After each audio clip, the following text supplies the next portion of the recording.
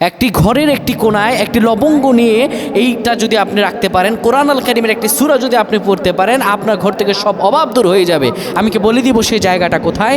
একটি লবঙ্গ নিয়ে ঘরের একটি জায়গা আছে, গোপন জায়গা, সেখানে আপনি রেখে প্রতিদিন যদি আপনি আমলটা করতে পারেন, আপনার ঘরে কিয়ামত পর্যন্ত কোনো অভাব আসবে না।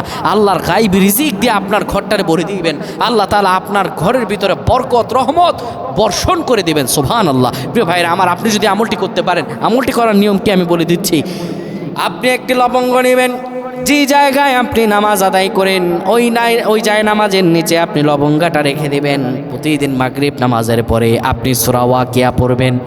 বিশ্বনবীর প্রিয় সাহাবী, জান্নাতে যাবেন যেই সাহাবী, আশারায়ে মুবাশশারার সাহাবী আব্দুল্লাহ ইবনে মাসউদ রাদিয়াল্লাহু তাআলা মরণকালে তিনি বলেন, আমার সন্তানদের জন্য আমি কোনো সম্পদ রেখে যাচ্ছি না, রেখে যাচ্ছি সূরা ওয়াকিয়া।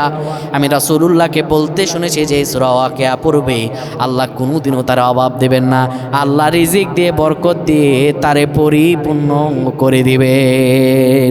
আল্লাহুম্মা আমিন।